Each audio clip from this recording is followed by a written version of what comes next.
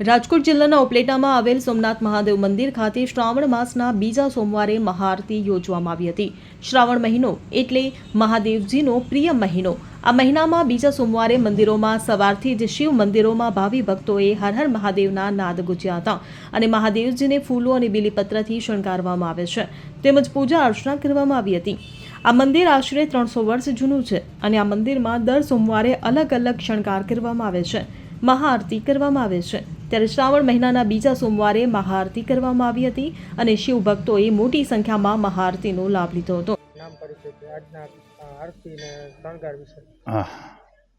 ઓમ હર હર હર મહાદેવ હર।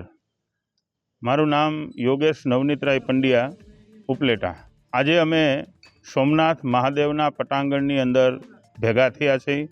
આજના શ્રાવણ માસનો સોમવાર એટલે દરેક ભક્તો માટે ભગવાન શિવજીની આરાધના, ભગવાનની ભક્તિ અને પૂજા કરવા માટેનો ઉત્તમ દિવસ હોય છે। પરંતુ આ જગ્યા છે એનું ખૂબ મોટું મહત્ત્વ છે।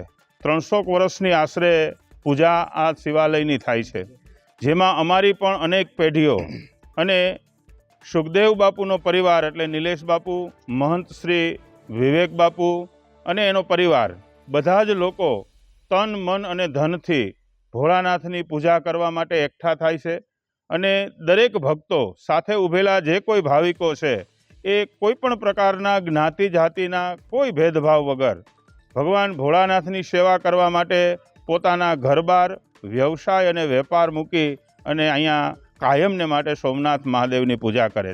આવા દિવ્ય મંદિરની અંદર આજના સોમવારના દિવસે હજારેક માણસોની ભીડની અંદર ભગવાન મહાદેવની અમે બધાએ આરતી કરી।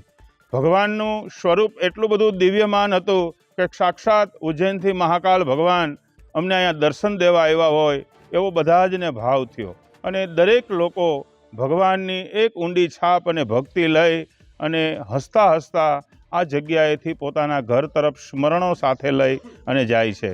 આ સોમનાથ મહાદેવનું મંદિર એ ઉપલેટાની અંદર સૌથી પ્રાચીન અને પરમાત્માનો એટલો બધો સાક્ષાત્કાર છે અને દિવ્ય સ્વરૂપ છે કે અહીંયા જે કોઈ ભક્તો આવે છે એના દરેક કામ ભગવાન ભોળાનાથ કાયમને માટે પૂરા કરે છે અને બધા હોંશેથી પોતાના કોઈ પણ પ્રકારના દુઃખ હોય, કોઈ પણ તકલીફ હોય એ ભગવાનને અર્પણ કરે અને એ ભોળાનાથ એ બધા જની રક્ષા કરે।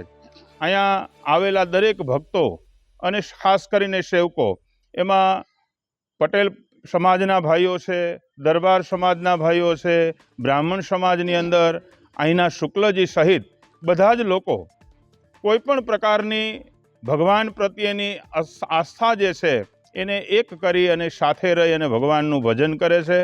તો ભગવાન ભોળાનાથને અમે બધાય ભેગા થઈ અને એવી પ્રાર્થના કરીએ કે દરેક ભક્તો અહીંયા જે તમારી પાસે આવે એનું ભગવાન સોમનાથ દાદા દુઃખ છે એને દૂર કરે અને અમને બધાને એવી શક્તિ આપે કે અમે કાયમને માટે ભગવાનની પૂજા કરી શકીએ। નમઃ પાર્વતે પતે હર હર મહાદેવ। બ્યુરો રિપોર્ટ, ખબર ગુજરાત લાઈવ।